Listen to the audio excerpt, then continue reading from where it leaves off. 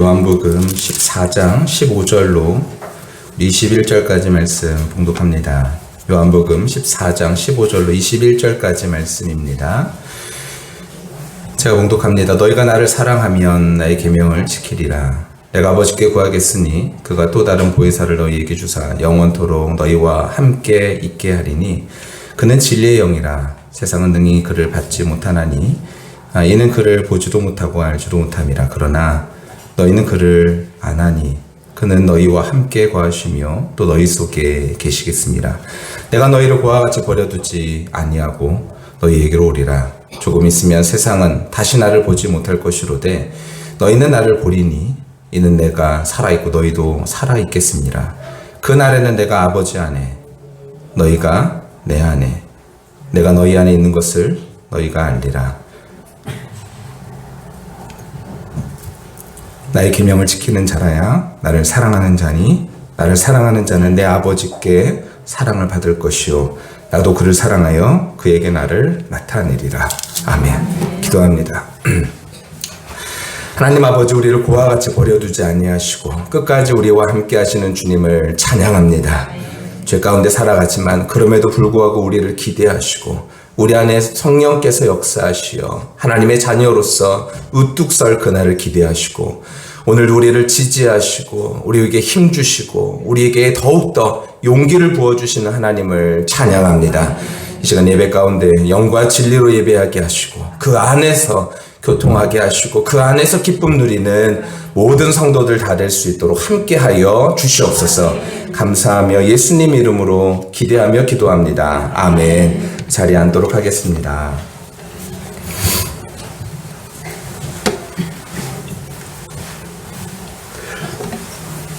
이번 한 주는 저에게 참 특별한 한 주였습니다. 뭐 다른 이유 때문에 특별한 것도 있었지만 이렇게 신앙생활이 그런 것 같아요. 이렇게 쭉 올라가는 게 아니라 신앙생활이 마치 계단과 같은 것 같습니다. 그래서 이렇게 가다가 발전하지 않고 내 신앙이 그대로 있는 것 같다가 갑자기 어느 순간 보면은 탁 하고 치고 올라갈 때가 있고 또 가다가 또 탁 하고 치고 올라갈 때가 있고 신앙생활이 이런 식으로 이렇게 우리가 좀 달라지는 것 같아요. 이번 주에 저에게 이렇게 탁 하고 치고 올라가는 기간이었어요. 어떤 것 때문에 그러냐면 바로 이 말씀 때문에 그랬습니다. 성령께서 우리와 함께 계신다는 사실을 알고 있고 느끼고 있고 그렇지만 이 말씀이 다시 한번 새롭게 깨달아지니까 제 안에 뭔가 탁 치고 올라가는 제 마음속에 뭔가를 콱 하고 밀어넣는 듯한 그런 마음이 들어서 제 마음속에 참 행복하고 뭔가 색다른 기분 좋은 날이었습니다. 이번 주에 우리 교회 성도님 중에 한 분이 전화가 왔어요. 전화가 와서 목사님 좀 어려운 사람을 위해서 주기적으로 좀 돕고 싶은데 목사님 다리 좀 놔달라고 연락이 왔어요. 그래서 그 부분을 어떻게 도움을 드릴까 생각을 하다가 이제 우리 시청에 있는 공무원과 그리고 저 아내 그리고 옹결이 이제 어린이집 원장 선생님 이렇게 4명이 만나서 어떻게 하면은 이 이천 시내에 있는 어려운 사람들 어떻게 도움을 줄 수 있을까 이런 것들 함께 모여서 이제 의논하는 시간을 가졌었습니다. 근데 저희가 예상하지 못했었는데 예상 뭐 해가지고 이렇게 만난 건 아니었어요. 그런데 만난 사람들이 저하고 아내 그리고 두 분 다 신앙이 굉장히 좋으신 분들이더라고요. 한 번 원장 선생님을 저희가 잘 알고 있다라고 생각했었는데 이 원장 선생님 어떤 분이었냐면요. 이천에 이렇게 오기가 좀 힘든 분이었대요. 근데 이 공무원이 얘기하는데 뭐라 그러냐면은 이분이 정말로 왔으면 했었대요. 근데 이분이 무슨 얘기를 하냐면은 본인이 여기 오는데 기도를 엄청나게 많이 하셨다. 하나님 저를 왜 여기 가운데 보내셨는지 보내시려고 하시는지 제가 왜 가야 되는지 이거에 대해서 기도했더라는 거예요. 그것에 기도를 하면서 오신 분이니까 뭐가 다르냐면요. 이 아이들을 대하는 태도가 달라요. 지금은 안 하는데 2019년도까지 했었던 프로그램 중에 하나가 뭐냐면은 효도의 날이라는 게 있었답니다. 효도의 날. 그게 뭐냐면은 이제 옹결이와 같이 장애를 가지고 있는 부모의 가장 큰 거는 뭐냐면요. 사실 아이와 분리가 되는 시간이 좀 필요하긴 해요. 왜냐면 분리가 되지 않으면은 계속 매달릴 수밖에 없거든요. 근데 이 원장 선생님 효도의 날을 뭐 하냐면요, 이 아동들을 다 원에다가 모아서 하루를 재우는 거예요. 선생님들은 힘들겠죠. 하지만 하루를 그렇게 재워서 부모들이 쉴 수 있는 시간을 허락해 준다는 거예요. 이거 딴 데서는 원에서 하는 데가 뭐 없다라고 얘기하더라고요. 근데 이 원장 선생님이 자발적으로 그 일을 하는 거예요. 하루는 그렇게 효도의 날을 했는데, 그때에 이 이천 시내, 여주에는 여전히 그 전담 어린이집이 없어요. 장애 전담 어린이집이 없거든요, 여주에는요. 근데 이천에 그게 신설되어졌는데, 문제는 뭐냐면은 이천에 그게 광고가 제대로 안 돼가지고 원화를 모집하지를 못했던 거예요. 근데 소문을 듣고 여주에서 사람이 찾아온 거예요. 근데 보니까 차량이 없어가지고 여주까지는 넘어가려면은 이천의 관내 차량으로 못 넘어가거든요.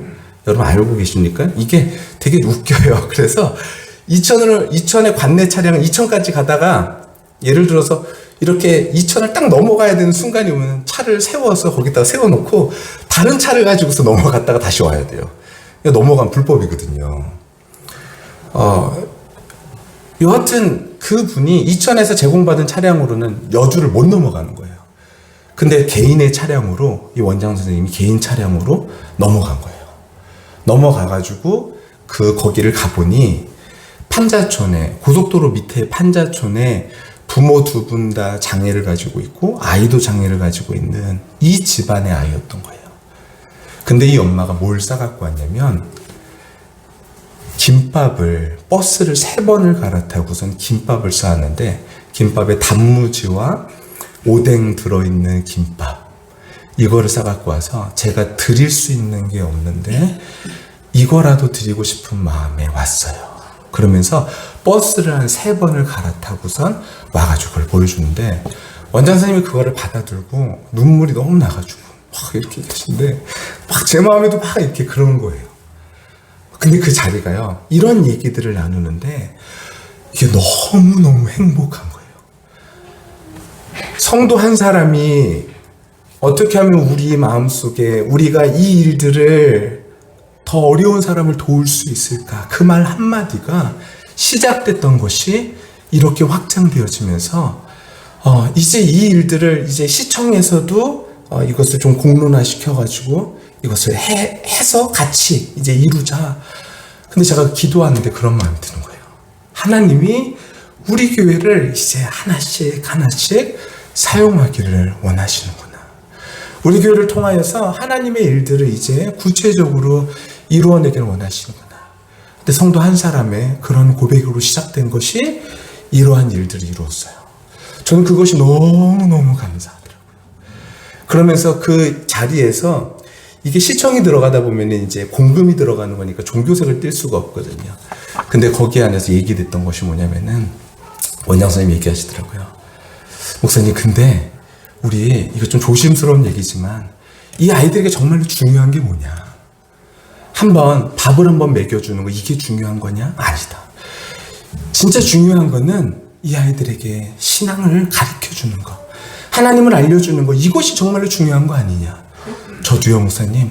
저도 교회를 다니면서 인생이 바뀌었고 엄마 아빠의 영향이 아닌 교회 전도사님의 영향으로 지금 이 자리까지 왔다고. 저 잘 크지 않았어요 라고 얘기하시면서 원장 선생님이 말씀하시더라고요. 저는 그 자리가 완전 너무 천국과 같은 거예요.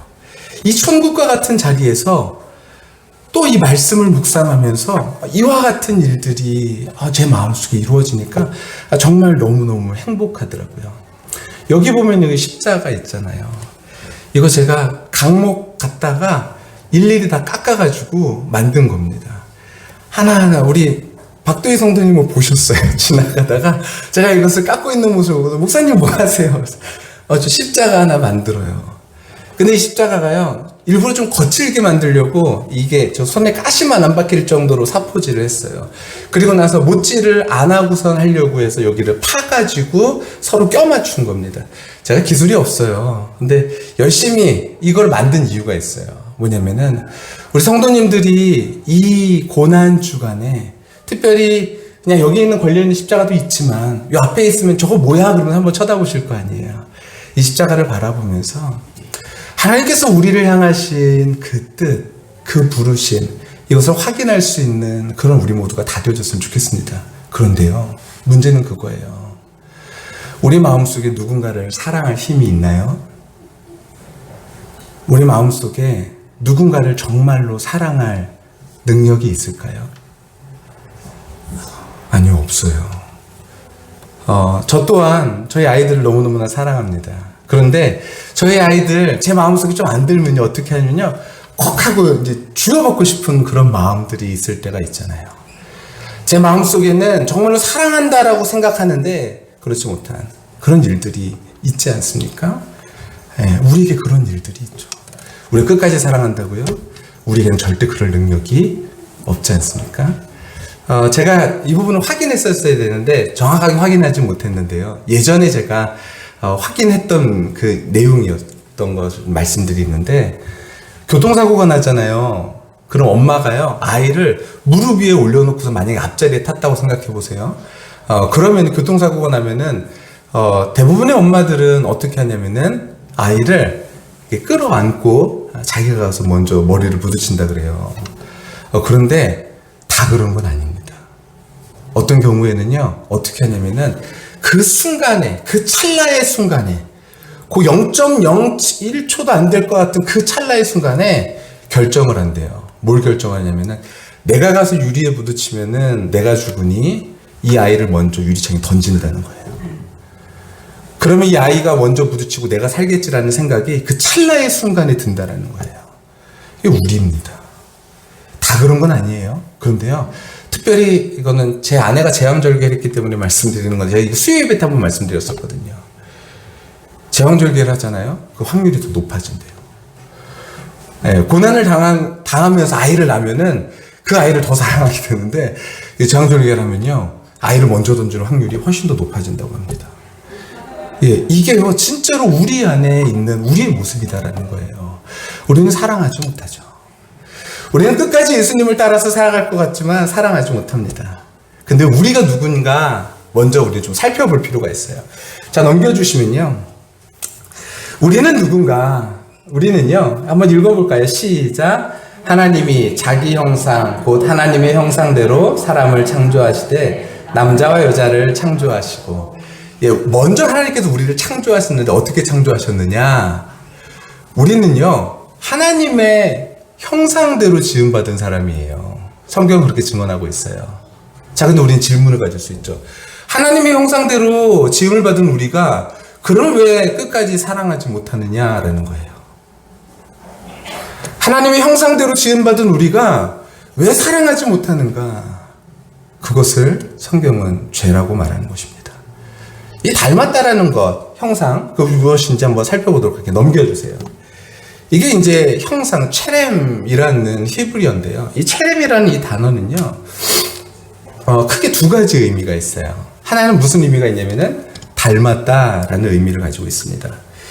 저희 아이들은요, 저를 닮았습니다. 간혹 자녀의 모습을 볼 때 이렇게 말씀하시는 분이 있죠. 너는 도대체 누굴 닮은 거니? 누굴 닮긴 누굴 닮아요? 부모 닮죠. 부모 안 닮으면 이상한 거 아니겠습니까? 저희 아이들은 저를 닮았어요. 큰 아이는요, 그래서 저를 닮아서 생각이 많습니다. 그리고 저를 닮아서 마음이 선하죠. 선한 것에 동의하지 못하는 분이 3분 계시는 것 같은데요. 네, 저를 닮아서 선합니다. 저는 끝까지 이것을 고수할 것입니다. 둘째는요, 겁없이 모든 것을 도전에 다 해요. 저를 닮았죠. 좋은 거는 절 닮고, 더 좋은 건 얼마를 닮고, 약간 반전이죠. 우리는 닮았다라는 표현을 쓰는데, 우리가 하나님을 뭐라고 부르냐면 아버지라고 부르죠. 그런 이유가 있는 것 같아요. 닮은 거죠. 우리 하나님 닮았어요. 근데 외형을 닮았는가? 그런 얘기를 하고 있는 것 같지는 않습니다. 외형을 닮았다라는 이야기가 아니라 여기에서는 실체를 나타내는 거죠. 저 어렸을 때 중학교 때요, 저희 반에 한 아이가 있었는데 제가 분명히 처음 보는 애였거든요. 근데 처음 보는 애인데 걔를 딱 보자마자 제 옷을 많이 봤는데 어디서 많이 봤는데 막 이런 생각이 드는 거예요. 저 어디서 봤더라? 어디서 봤더라? 근데 너무 본 것 같은 거예요. 어떻게 걔를 알게 됐냐면요.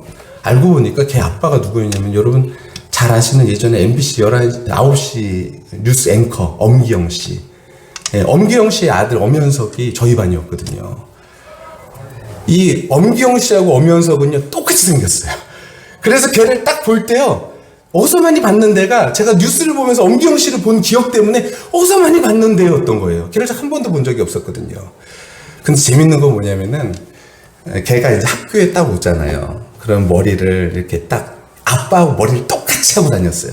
아빠하고. 근데 아빠하고 같은 이발소를 다녔거든요. 걔가 머리를 이렇게 자르고 오잖아요. 그러면 여지없이 그날 저녁에 뉴스를 보면은 걔네 아빠도 똑같이 머리를 자른 것을 확인할 수 있어요. 이게 닮은 거죠. 근데 우리 외형만 닮은 것이 아니라 여기에서 말하는 닮았다라는 것은 실체를 말하는 거예요. 그리고 또 형상이라는 체렘이라는 단어가 가리키는 게 뭐라고요? 그림자입니다. 그림자는요, 뭐가 있어야지 있는 거죠? 실체가 있어야 그림자가 있는 거예요. 그러면 실체하고 그림자는요, 따로 놀지 않습니다. 실체가 이렇게 움직이면요, 그림자도 이렇게 움직이죠. 실체가 이렇게 움직이는데 그림자가 이렇게 움직이지 않습니다. 그것을 말하는 거예요. 우리는 하나님의 성품, 하나님의 모습, 그리고 하나님의 어떠한 것들을 마치 그림자와 같이 나타내는 그 실체를 나타내는 모습이 바로 우리에게 있다라는 것입니다. 그러면 이 실체는요, 이 그림자는요, 서로 뗄 수 있을까요? 아니요, 뗄 수 없는 관계라는 거예요. 불가분의 관계라는 것이죠. 이것을 먼저 하나님의 형상대로 지음받았다는 걸 통하여서 우리는 이야기하는 것입니다. 그래서 성경은요, 분리되면 뭐가 되냐면은 죽음이다 라고 말하는 것이에요. 그래서 요한복음 15장 말씀을 보세요. 넘겨주세요. 넘겨주세요. 네, 15장 같이 한번 읽을까요? 시작. 나는 포도나무요, 너희는 가지라. 그가 내 안에, 내가 그 안에 거하면 사람이 열매를 많이 맺나니 나를 떠나서는 너희가 아무것도 할 수 없습니다. 자, 이것이요, 열매를 나타내는 말씀이기도 하지만 열매라는 것은 붙어야, 살아있어야 나는 것이죠. 그러니까 이런 거예요. 열매는 둘째치고 살 수 있는 비결은 붙어 있어야지 된다는 거예요. 우리가 하나님께 붙어 있지 않으면 우리는 살아있으나 죽은 존재다, 이렇게 얘기하고 있는 것입니다. 하나님과 함께하는 것, 이것이 바로 우리에게 살 길이라는 거예요. 하나님과 함께 해야지만 우리가 인간이 살 수 있다는 것이죠. 하나님과 함께하지 않은 인간은요, 살아있는 것 같지만 살아있지 않은 것입니다. 지금 러시아와 우크라이나 전쟁 엄청나죠. 예, 지금 이런 일들 보면서요, 이 푸틴 대통령은 제가 알기로 독실한 크리스찬입니다. 근데 어떤 크리스찬이에요? 자기 마음대로. 그 교주가, 그 교황이, 성공의 교황이 거기에 있는 그 사람이 그걸 지지해준다고 하잖아요. 푸틴 대통령을 지지해준대요. 계속요. 그러니까 푸틴 대통령이 그 말을 따라서 계속 움직이는, 러시아에서는 요즘 설교하는 원고들과 영상들이요, 계속 보고가 된다고 합니다. 그래서 변호사들 사이에서 뭐가 유행이냐면요, 설교 안에서 푸틴 대통령에게 잡히지 않고 이야기할 수 있는 법적으로 빠져나갈 수 있는 방법들을 알려준다라는 거예요. 하나님과 함께 하지 않으면요, 인간은요, 죄악 가운데 살아가고, 하나님과 함께 하지 않으면요, 욕심 가운데 살아가는 것이 인간이죠. 나 하나님 없이 살 수 있어? 여러분, 살 수는 있죠. 근데 당장은 산 것 같지만 결국에는 그것은 살아있으나 죽은 것 같다라는 것이죠. 이것을 저는 후라이팬의 비유로 이렇게 들고 싶어요. 후라이팬을 불 위에다 올려놓으면요, 가스불 위에다 올려놓으면 어떻게 되나요? 바로 뜨거운가요? 아니요, 올려놓자마자는 안 뜨거워요. 올려놓자마자는 손바닥을 올려놔도 충분히 될 정도로 차갑습니다. 근데 시간이 지나면 어떻게 될까요? 시간이 지나면 뜨거워져요. 손바닥, 여러분 중에서 프라이팬 위에다가 불 켜놓고 5분 이상 버틸 수 있는 분 계십니까? 없죠. 이게 다 D거든요. 이게 뭐냐면요, 우리가 지금 살아있는 것 같지만요, 하나님 곁에 없으면요, 우리는 실상은 죽은 존재다라고 말하고 있는 거예요. 이미 심판대 위에 놓여있다라고 성경은 이야기하고 있는 것이죠. 인간은요, 그런 하나님과의 관계 안에 있는 존재인데, 인간이 뭐라 그러냐면, 하나님, 이제 더 이상 내 인생에 참견하지 마세요 라고 얘기하죠. 내 인생 내 뜻대로 살 겁니다. 이러면서 하나님과의 결별을 선언한 거예요. 그 결별의 시작이 무엇이냐면 선악과죠. 나 하나님과 같이 될 것이야, 나 하나님처럼 될 거야, 이러면서 하나님과 결별을 선언한 것입니다. 하나님과 결별, 분리. 실체와 분리될 수 없는 존재가 분리를 선언하니 결국에는 죽을 수밖에 없는 것. 이것을 죄라고 말하는 것입니다. 그래서 죄의 결과를 성경은 사망이라고 말하는 것이죠. 그러나 이 세상을 사랑하신 하나님은요, 인생들을 살리기 위해서 독생자 예수 그리스도를 이 땅 가운데 보내주셨습니다. 그래서 요한복음 3장 볼게요. 함께 읽습니다. 시작. 하나님이 세상을 이처럼 사랑하사 독생자를 주셨으니 이는 그를 믿는 자마다 멸망하지 않고 영생을 얻게 하려 하심이라. 하나님이 세상을 사랑하셔서요, 이렇게 분리된 인간들, 하나님을 떠나 살려고 하는 인간들, 그런 인간들을 다시 하나님과 붙이시기 위하여, 다시 하나님과 연결짓기 위하여 예수님이 오셨다라는 거예요. 하나님은 충분히 갈라놔도 되는 건데 갈라놓지 아니하시고 하나님께서 우리를 사랑하셔서 우리를 끝까지 사랑하셔서 독생자 아들 예수님을 보내주셨다는 거죠. 이를 믿는 자마다 멸망하지 않고 그래서 영생을 얻게 되어진 것입니다. 하나님과 분리된 인생들이 이제 하나님께 나갈 수 있는 생명의 길이 마련된 것이죠. 그래서 요한복음 14장 말씀 같이 한번 읽어보겠습니다. 함께 읽습니다. 요한복음 14장 말씀입니다. 네, 넘겨주세요. 네, 함께 읽습니다. 시작. 너희는 마음에 근심하지 말라. 하나님을 믿으니 또 나를 믿으라. 계속이요. 내 아버지 집에 거할 곳이 많도다. 그렇지 않으면 너희에게 일렀으리라. 내가 너희를 위하여 거처를 예비하러 가노니 가서 너희를 위하여 거처를 예비하면 내가 다시 와서 너희를 내게로 영접하여 나 있는 곳에 너희도 있게 하리라. 네, 다시 전으로 넘겨주세요. 우리 마음속에 근심하지 않을 이유가 있어요. 그것은 무엇이냐면요, 우리 마음속에 근심하지 않을 수 있는 이유는 하나님 변에는, 하나님 곁에는 거할 곳이 많이 있다라는 거예요. 근데 그것을 이 거처를 예비하시는 분이 누구시냐? 예수님이라는 것이죠. 넘겨주세요.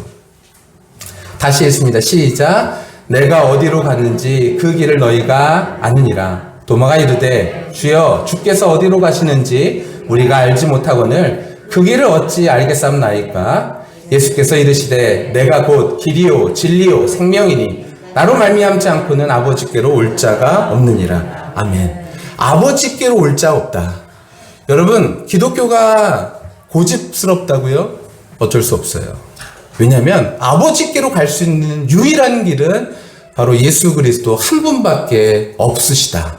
이렇게 말씀하셨기 때문에 이것을 떠난다라는 것은 기독교의 길을 포기하는 것과 같다라는 것입니다.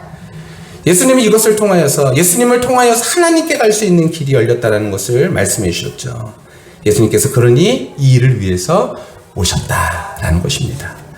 근데 이 예수님께서요, 오늘 본문이 속한 14장, 15장, 16장은요, 마치 이제 유언과도 같은 말씀이에요. 예수님께서 뭐라 그러시냐면은 내가 떠나겠다라는 거예요. 제자들이 그러니까요, 벙찌는 거죠. 제자들이요, 여러분 생각해 보세요. 너희들이 나를 따라와라. 이게 하나님 나라가 이제 이루어졌다. 나를 따라와라. 내 아버지 집에 뭐 거하겠다. 이런 말씀을 하셨었는데 이제 갑자기 내가 너희를 떠난다. 이렇게 말씀하시니 제자들이 마음속에 어려움이 있었던 것이죠. 제자들이 근심합니다. 그래서 아까 14장 1절에 너희는 마음에 근심하지 말라. 하나님을 믿으니 또 나를 믿으라 말씀하신 거죠. 이제 뭔가 되어져 가는 것 같은 그런 시점에서 예수님이 이제 능력도 나타내고 병도 고치고 기적도 행하고 그리고 여러 가지 일들을 행하시는 모습들을 보면서 야, 이 예수님 정말로 대단하구나. 이제 예수님 따르기를 참 잘했다. 예수님이 뭐라 그랬어요? 나를 따르려거든 다 버리고 쫓아오라고 얘기하지 않았어요. 다 버리고 예수님을 쫓았는데 이제 예수님께서 뭐라 그러시면은 내가 너희를 떠날 거야. 그러니 제자들의 마음속에 근심이 있는 것이죠. 근데 예수님은요, 이제 연이어서 하시는 말씀이 있으세요. 그것이 무엇이냐면은 하나님 나라를 어떻게 하나님께서 완성하고 이루실 것인가를 말씀하신 것이죠. 예수님 오늘 본문 다락방 강화를 통해서요, 하나님 나라가 어떻게 유업으로 이루어지는지 알려주셨습니다. 근데 그 중심에 뭐가 있는지를 오늘 본문 가운데 알려주신 거예요. 오늘 본문 우리 15절 다시 한번 읽어볼까요? 함께 읽습니다. 시작. 너희가 나를 사랑하면 나의 계명을 지키리라. 아멘. 이게요, 그러니까요, 이런 거예요. 성경에는 613개의 계명이 있습니다. 근데 그 중에서는요, 하라는 계명이 248개, 하지 말라라는 계명이 365개가 있어요. 근데 이것들 인간이 다 지킬 수 있을까요? 못 지켜요. 유대인들도 이것을 지키기 위해서 무단히 애를 썼지만 못 지켜요.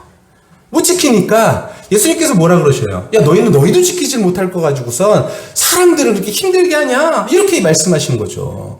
소경이 소경을 인도한다라고 말씀하시면서 예수님께서 그를 한탄해 하셨던 거예요.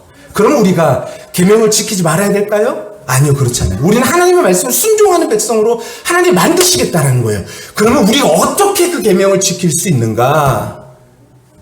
바로 오늘 14장 15절에 너희가 나를 사랑하면 나의 계명을 지키리라 라고 얘기합니다.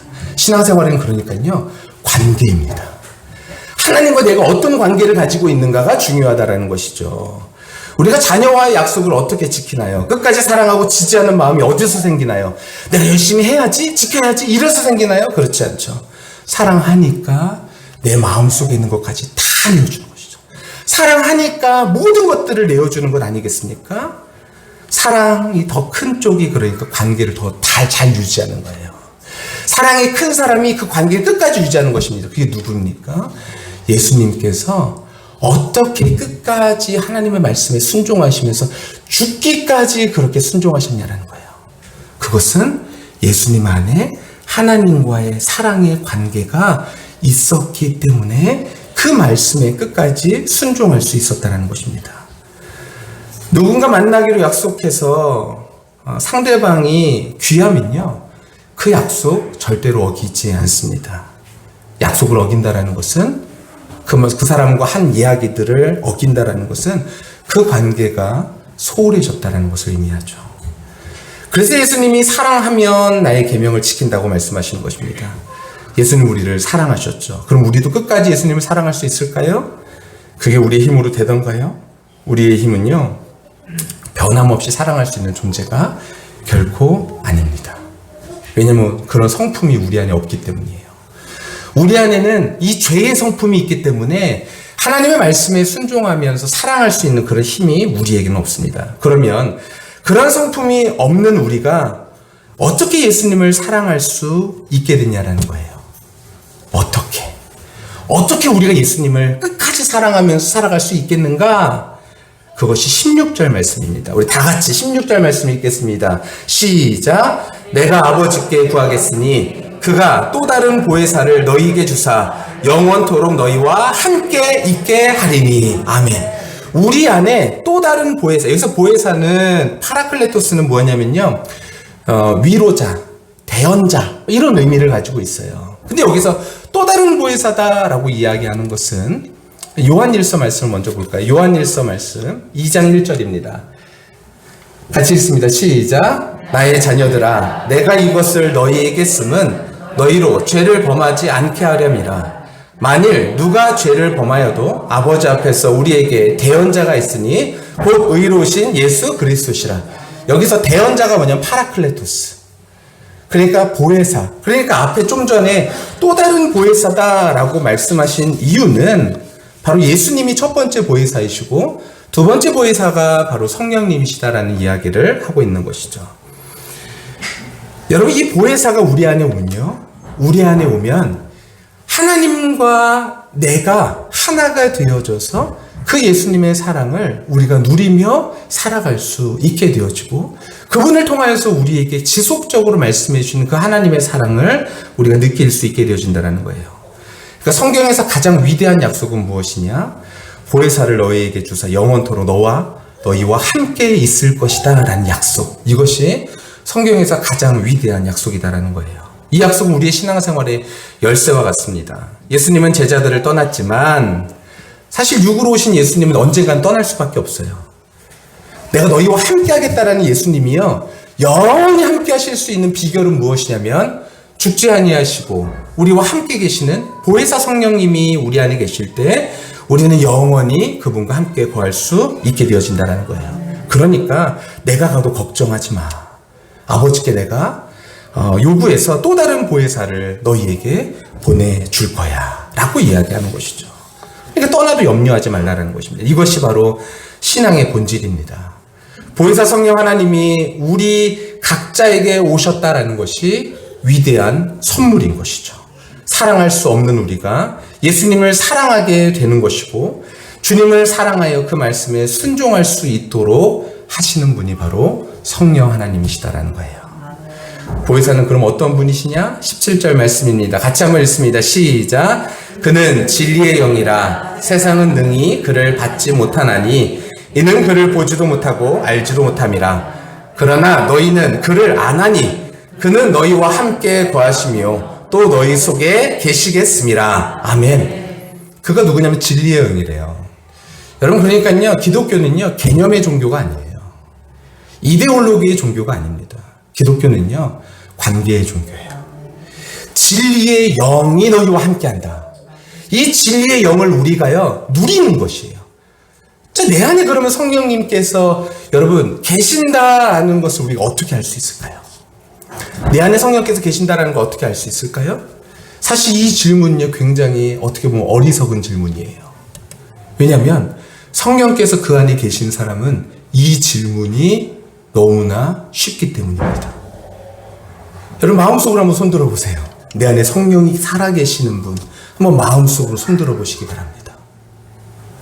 근데 어떤 사람은요 이런 얘기를 했을 때 내 안에 살아계시나 안 계시나 이런 생각이 들 수도 있어요. 그죠? 여러분, 우리가요 만약에요 여자라고 한번 생각해 보세요. 여자. 그래서 임신을 했어요. 임신을 했으면요 그 사실을, 임신 사실을 본인이 알까요 모를까요? 알 것도 같고 모를 것도 같고 그럴까요? 아니요. 맨 처음에 물론 뭐 초기 한 뭐 10주 안쪽은요 모를 수도 있죠. 하지만 10주가 넘어가면요 어떻게 될까요? 달라지죠. 완전히 달라지는 거예요. 뭐가 달라질까요? 일단은요 몸 자체가 완전 달라지죠. 그러니까 이걸 설명한다라는 게 어때요?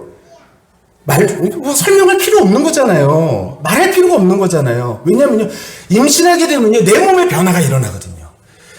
내 안에 생명이 있다. 내 안에 또 다른 생명이 있다. 이것이 내 안에서 자라고 있다 라는 것을 모를 수 있는 사람은 아무도 없다라는 거예요. 성령이 우리 안에 거하시면요 내 안에 뭔가 달라진다라는 것이 완전히 느껴진다라는 거예요. 이 사실은요 말하고 할 필요가 없어요. 관계이기 때문에 내 안에 다 느껴지는 것이죠. 완전히 알게 되어지는 것이죠. 근데 그것을 외부적으로 또 알게 되어지는 일들도 일어나잖아요. 어떤 일이 벌어져요? 이 몸에 아이를 위해서, 자신을 위해서 달라지는 일들이 있어요. 그게 뭐냐면은 입덧을 하기 시작하죠. 어떤 입덧이에요? 막 예를 들어서 진짜로 예전에 좋아했던 뭐 멸치국물 이거 너무 좋아했는데 갑자기 애를 가지니까 어떻게 되어져요? 이러면서 멸치국물 싫어하잖아요. 그래서 저리 치우라고. 왜? 좋아했잖아. 이러잖아요. 나 못 먹겠어. 이러지 않습니까? 다 경험하셨으면서 왜 경험하시지 않으신 것 같은, 예, 그러잖아요. 그러면서 남편한테 뭐라 그래요? 저기 가가지고, 나 지금 갑자기 낙지가 먹고 싶어. 낙지? 낙지 안 좋아하잖아. 나 낙지가 먹고 싶어. 지금 낙지가 파는 곳이 애가 먹고 싶대. 이러잖아요. 그러면 그 시간에 뭐해? 나가가지고 낙지 사갖고 오잖아요. 열심히 돌아가지고 샀어요. 딱 왔어요. 그럼 뭐라 그래요? 치워! 이러잖아요. 못 먹겠다고. 이게 뭐예요? 입덧이잖아요. 우리가 신앙의 입덧이 생기는 거죠. 세상을 향하여서요, 내가 여태까지 좋아했던 거, 세상을 향하여 내가 즐겨했던 거, 내가 살아갔던 방식들, 이런 모든 것들이 갑자기 뭐가 달라지기 시작하는 거죠. 내 안에 목적이 달라지고, 내 안에 이유가 달라지고, 내 안에 뭔가 즐기는 것들이 달라지고, 모든 것이 달라지는 것이죠. 이게 몸이 완전히 새롭게 달라지는 것이죠. 그래서 뭐라 그러냐면, 진리의 영이라 세상은 능히 그를 받지 못하나니, 이는 그를 보지도 못하고 알지도 못합니다. 봐도 모르는 거죠. 근데 누구는 안 돼요. 그러나 너희는 그를 아나니, 그는 너희와 함께 거하시며, 거하니까 아는 거예요. 여러분, 그러니까요, 성령? 그게 뭐지? 그게 뭐지? 여러분, 우리 안에 거하셔서요, 우리 안에 거하시면요, 달라지고 계시다라는 사실들이요, 이거는 그냥 말해서 안다라는 거지, 드러나는 것이죠. 내 안에 그냥 다 알게 되어지는 것이에요. 동네에 빈집 몇 군데가 있거든요, 저희 집이요. 근데요, 어르신 한 분도 사시는 분, 그런 분, 한 분만 사시는 분 집도 있어요. 근데 아무리 어르신이요, 집 정리를 잘 안 해도요, 사람이 살고 있는 집과 살고 있지 않은 집은 확연히 드러나요. 차이가 있죠. 우리 안에 성령께서 살아계시면요, 이 티가 나는 것입니다. 티가 안 날래야 안 나는 것이죠. 안 날 수 없는 것이죠. 성령이 거하시면 모를 리 없습니다. 주인이 바뀌었는데, 모를 리 있을까요? 알 수 있어요. 완전 달라지는 것이죠. 정말 내 안에 성령이 계신다. 그래서 혹자는요, 어떤 목사님은요, 신앙생활을 뭐라 그러냐면 호적정리다 이렇게 표현한 사람이 있어요. 호적정리. 내가 정말로 내 삶에 내 안에 주인이 달라지는 거예요. 내 삶의 주인이 달라지는 것이죠. 내 삶의 주인이 하나님, 세상에서 여태까지는 세상이라면, 여태까지 나라면 이제 하나님으로 주인이 바뀌어지는 거예요. 주인이 바뀌어지면요, 달라지는 거죠. 저희 집에요, 향나무가 하나 큰 게 있었어요. 저희 집 전봇대 바로 옆에 향나무가 하나 있었거든요. 근데 향나무가 높이가 한 5m, 6m? 그 이상? 그 정도의 큰 향나무였어요. 근데 그게요, 이게 향나무가 이렇게 말라가지고 떨어지면 그 가시처럼 되게 따끔따끔하는데 거기 밑에 있는 잔디나 이런 것들을 정리하기가 어려운 거예요. 그래서 저희 어머니하고 저하고요, 결정을 했어요. 어떤 결정을 했냐면, 저거 벼버리자. 그래가지고요, 비기로 결정해가지고 벼어요. 근데 비고 있는데, 저희 집 뒷집 권사님이 저희 집 전주인이시거든요. 근데 이 권사님이 지나가다가 그걸 보신 거예요. 그리고 뭐라 그러시냐면은, 아니, 그걸 왜 벼요? 이러시는 거예요. 예? 맞아요. 주인이니까 비죠. 아니, 주인이니까 비는 거예요. 근데 이분은요, 이거에 사연이 있었던 거죠. 알고 보니까, 지금은 돌아가셨던 남편분께서 일당으로 받아가지고 묘목으로 받아가는 그거였대요. 그게 자랑해요. 본인한테 의미가 있을 수는 있겠죠. 하지만 이제는 주인이 누구예요? 본인이 아니시거든요. 주인이 바뀌었잖아요. 주인이 바뀌었으니까 주인 마음대로 자르는 거죠. 여러분, 우리 안에 성령께서 계시면요, 주인이 바뀌어지는 거예요. 내 안에 여태까지 살아갔던 삶의 패턴, 삶의 모습, 이런 것이 아니라, 야, 이상하게 나 왜 하나님 뜻대로 하고 싶지? 이상하게 나 여태까지는 나 유익을 위해서 살아갔던 사람이 이상하게, 야, 이상하네. 뭔가 이상하네. 여러분, 이게 신앙생활의 시작인 거죠. 내 안에 성령께서 살아가셔서요, 내 안에 성령께서 말씀해 주시는 것이 느껴지는 것. 야, 이상하게 하나님 뜻대로 하고 싶네. 이런 것들이 있는 것. 이것이 바로 신앙생활인 것이죠. 어떤 목사님이요, 자신의 교회 새 가족이 온 그 사실들을 말씀해 주셨던 것이 있는데, 제가 예전에 기도원 갔을 때 거기에 오셨던 목사님이 하셨던 말씀이었어요. 하루는 목사님에게 전화가 왔대요. 전화가 와가지고, 새 가족이, 목사님, 하루만 좀 시간을 좀 내주시면 안 돼요? 그 목사님이, 무슨 일이신데요? 좀 시간 좀 내주시고 와보시면 알아요. 그래가지고 이제 갔대요. 갔는데, 목사님이 갔는데, 그분이요, 이쪽으로 좀 오세요. 그래서 이제 갔대요. 갔는데 방을 문을 탁 열었는데 거기에 뭐가 있냐면은 불상들이 이렇게 있더래요. 그런데 뭐라 그러냐면은, 목사님, 저요 이제 주인이 바뀌었어요. 저거 좀 치워주세요. 근데 저 무서워서 못 치우겠어요. 목사님이 대신 좀 치워주세요. 그래서 목사님이요, 저는 저거 안 무섭죠. 그리고선 싹 잡아다가, 그리고선 이제 저기다가 고물상에다가 팔려고 이제 다 차에다가 실어가지고 이제 간 거예요. 근데 그것을 누가 보고선요, 다 보더니, 야, 저거 비싼 건데? 이러면서 와가지고, 저 좀 가져가면 안 돼요? 이러더래요. 이게 주인이 바뀌면요, 그러니까요, 이게 삶의 태도가 달라지는 거죠. 근데 그 목사님 이런 얘기를 하시더라고요. 참, 마음에 이 회개가 들었대요. 뭐냐면은, 그 불상 앞에 있는 과일들이 있는데, 과일들이요, 너무너무나 싱싱한, 우리가 먹지 못하는 그런 과일들이잖아요. 제대로 보지도 못한 그런 과일들이 불상 앞에 이렇게 있는데, 우리는 신앙생활 하면서 얼마나 하나님 앞에 정성을 다해서 예배를 드리는가, 이런 생각이 들더래요. 여하튼 우리의 마음속에요, 주인이 바뀌잖아요. 이것이 바로 신앙생활의 첫걸음, 성령께서 우리 안에 계시는 것, 이것이 바로 신앙생활의 첫걸음이 되어지는 것입니다. 그런데 주인이 바뀌었는데 거기 안에 성령께서 진짜 주인이 계시는데, 우리 집 아무에게나 막 내어주면서요, 이 사람이 주인이에요. 주인 행세하게 하면요, 진짜 주인은 마음이 어떨까요? 이상한 거죠. 이상한 거죠. 이상한 거예요. 김유나가 저기 있어서 얘기하는 건데요. 저희가 이사 오기 전에 저희 집이 이제 19층이었는데 19층 바로 밑에 18층이 있잖아요. 이분이 이사를 왔어요. 18층 어르신이. 근데 왜 이사를 왔냐면요. 서울에서 신경쇠약에 걸려가지고 조용한데, 근데 단독주택은 싫고, 그래서 아파트로 온 거예요. 그때 당시에 집이 뒤에 이렇게 산이 이렇게 있었거든요. 그래가지고 거기에서 이제 이사를 오셨는데, 신경쇠약 때문에 이사를 왔는데, 거기에서 시원이 유나가 뛰기 시작하는 거예요. 그러니까 이분이 방법을 하나 고안해내셨어요. 그게 뭐냐면은, 보니까 막대기에다가 이만한 솜뭉치 같은 걸 달아가지고 밑에서 콱 찌르는 거예요. 막. 근데요, 저희가요, 뛰지 못하게 하죠. 근데 하루는요, 아침 9시, 10시? 요 정도 되는 시간이었어요. 유나가 여기서 저기까지 이렇게 뛰어갔어요. 쿵쿵쿵쿵 뛰어갔어요.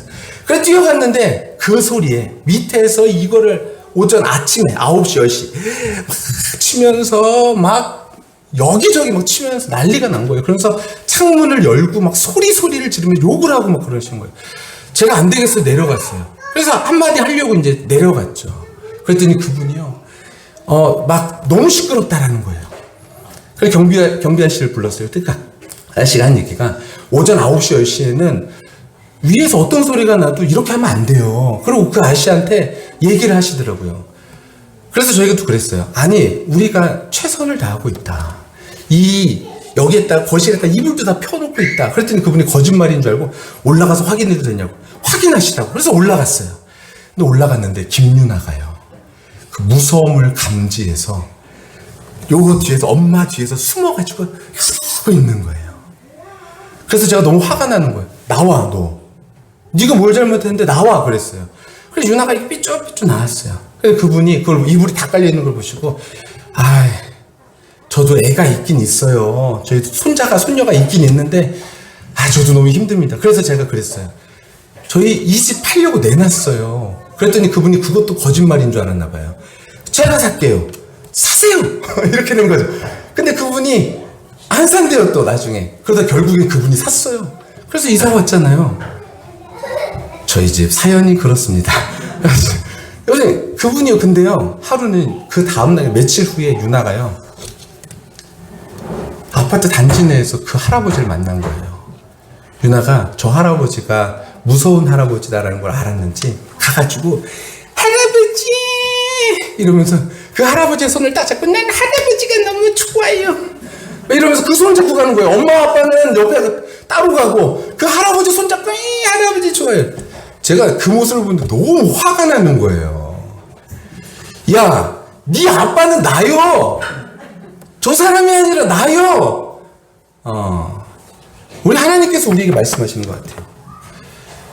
네 아빠는 나요. 너를 책임질 자는 나요. 라는 거예요. 근데 우리가요, 세상 기웃하면서 여기서 떡 하나 안 주나, 저기서 빵 하나 안 주나, 여기서 요거 좀 기웃거리면은 나한테 좀 좋은 일 없을까? 여러분, 그것이 아니라는 거예요. 우리 안에 살아계신 하나님, 우리 안에 역사하신 하나님, 오늘도 살아계셔서 우리 안에서 말씀하시고 여전히 살아계신 하나님을 만난다면, 여러분, 우리는 그와 같이 살아갈 수 없죠. 근데요, 예수님 뭐라 그러셨냐면은, 예배하는 자가 영과 진리로 예배한대요.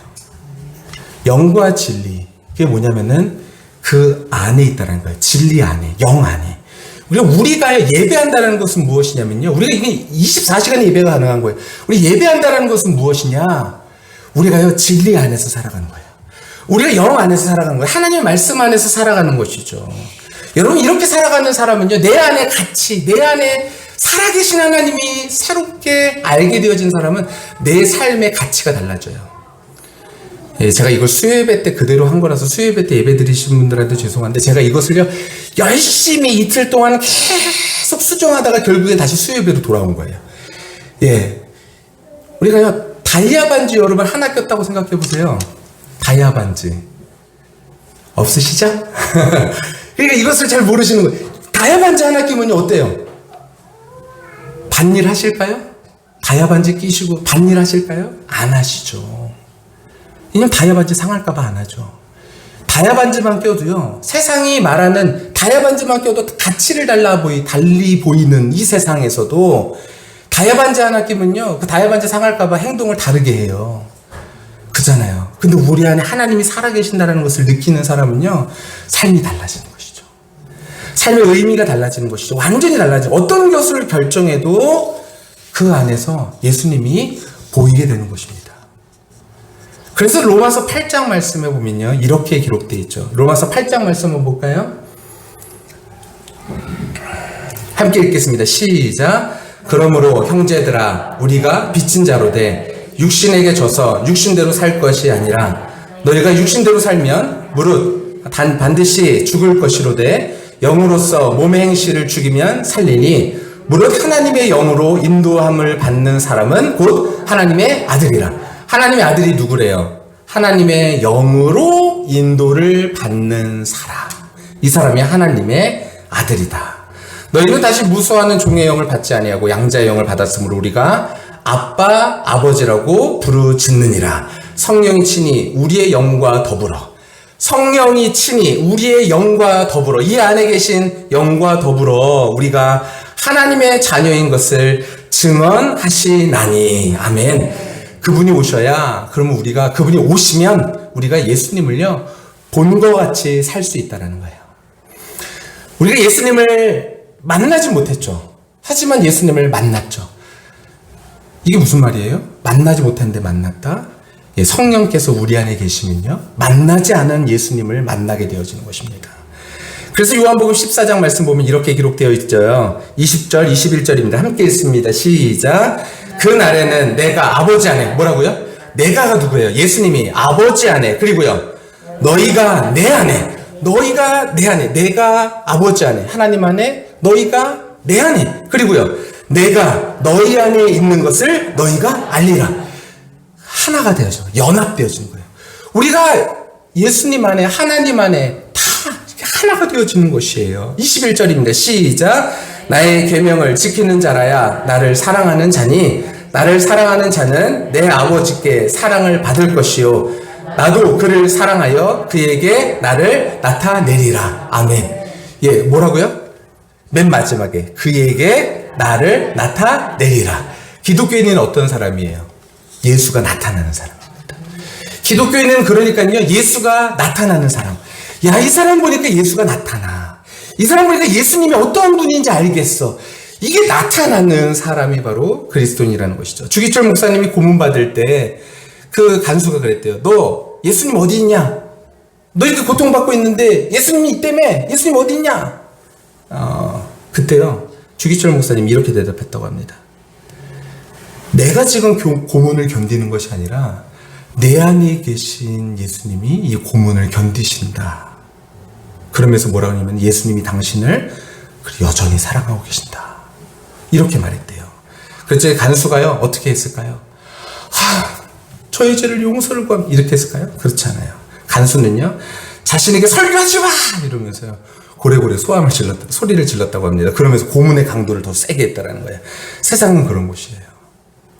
우리가 무슨 능력으로 이런 시련을 견딜까요? 세상은요, 성령을요, 하나님을요, 보아도 보지 못하는 거예요. 택함 받은 자만 그러니까 이것을 알게 되어지는 거예요. 하나님의 택함을 받은 자만 우리가 성령께서 어떤 분이신지를 깨닫게 되어진다라는 것입니다.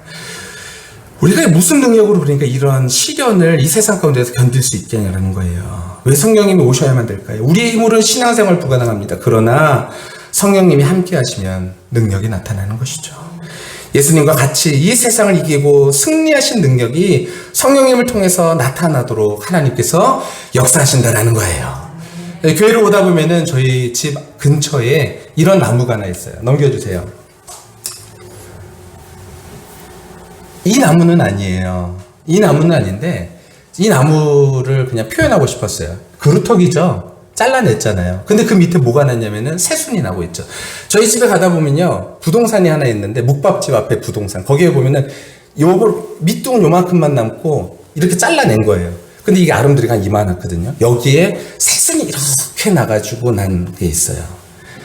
이사야 6장에 보면요, 이런 말씀이 있습니다. 한번 읽어볼게요. 시작.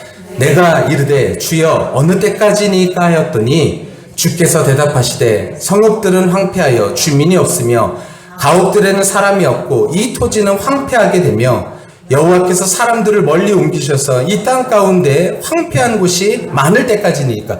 이게 무슨 말이냐면요, 이사야가요 하나님한테 질문하는 거예요. 하나님, 이 땅이 완전히 황폐해졌어요. 하나님, 이 땅이 완전히 끝난 것처럼 보이잖아요.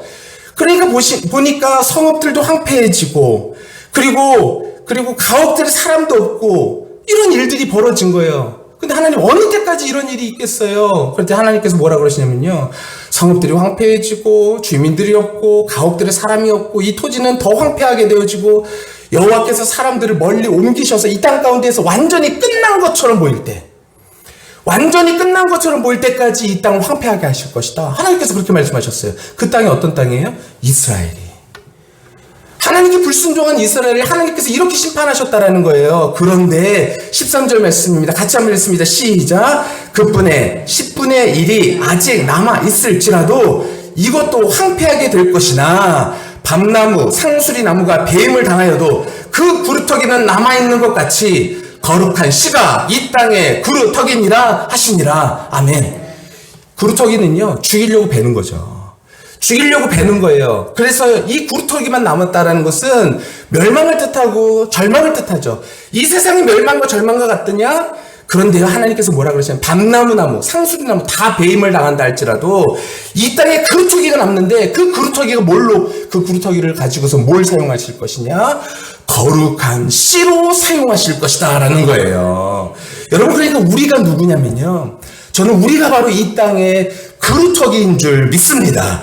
11장에 이새의 줄기에서 한 싹이 나며 그 뿌리에서 한 가지가 나서 결실할 것이요. 여기서 줄기가 뭐냐면은 쓰러진 나무덩이를 말해요.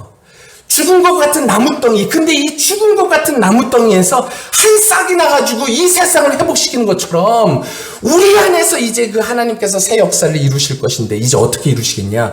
우리 안에 성령께서 살아 계심으로 그 역사를 이루실 것이다 라는 거예요. 저와 우리 모두가 이 세상 가운데에서 하나님을 나타내는, 예수님을 나타내는 삶이 다 되는 저와 우리 모두가 다 되시기를 예수님의 이름으로 간절히 축원합니다. 그분을 통하여서, 예수님을 통하여서 만민의 기치로 서게 하시고 우리를 통하여 만민의 기치를 서게 하실 거예요. 우리를 통하여 이 세상을 회복시키시는 일들을 하나님께서 이루실 것이다 라는 거예요. 여러분, 바로 우리가 바로 예수님, 하나님의 대사입니다. 우리가 예수님을 나타내는 사람들이라는 거예요. 그래서 예수님은요, 우리를요, 기대하고 계세요. 저와 우리 모두가 이 기대 가운데에서 이 세상에서 승리하며 살아가실 수 있는 저와 우리 모두가 다 되시기를 예수님의 이름으로 간절히 축원합니다. 우리 기도하도록 하겠습니다. 우리 찬양하도록 할게요. 제가 가사를 한번 띄워주시면 제가 가사를 읽을게요.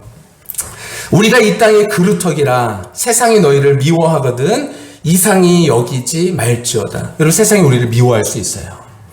하나님과 멀어지려고 하는 세상이기 때문에 하나님과 가까워지려고 하는 우리를 미워할 수 있는 것이죠. 근데요, 이상히 여기지 말래요. 슬픔이 변하여, 오늘의 슬픔이 변하여 우리에게는 종국에는 기쁨이 되어진다는 거예요. 왜냐하면 예수님께서 부활의 첫 열매가 되셨던 것처럼 우리도 부활의 다음 열매가 되어지니 이것이 기쁨의 열매가 되어져서 우리에게 춤이 되어 돌아올 것이다라는 거예요. 사망, 권세, 사슬이 이제는 우리에게 풀어지고 그림자와 같았던 영혼들이 이제 실체를 가지는 영혼으로 바뀌어진다는 거예요. 이제는 방황이 끝나고 두 번 하는 우리의 이제 젊음을 이제는 누굴 위해 살 것인가, 무엇을 위해 살 것인가 이제 결정하고 살아가는 것, 이것이 바로 우리의 모습이다라는 거예요. 그래서 그 일을 통하여서 우리를 부르신 것이죠. 그때 우리가 여호와여, 우리가 여기 있나이다. 밤나무, 상수리나무, 배임을 당하여도 우리가 이 땅의 그루터기다. 우리가 이 땅의 그루터기다. 그래서 우리가 이 땅 가운데, 열방 가운데서 복음의 파도가 넘치도록 끝까지 이 복음의 일들을 이룰 우리 모두가 다 되었으면 좋겠다라는 마음으로 우리 함께 이 찬양을 하도록 하겠습니다.